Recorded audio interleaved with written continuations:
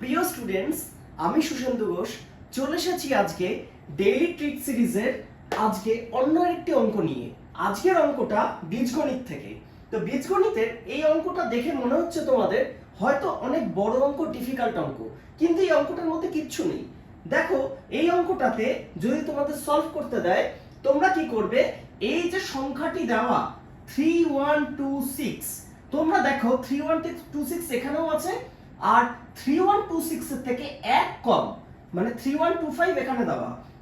তাহলে আমি যদি 3126 কে x ধরে নিই, তাহলে এই পুরো ব্যাপারটা কি চলে আসছে, x square minus x minus of, এটা চলে আসবে x মাইনাস 1, কারণ এটা x এর থেকে ঠিক এক কম।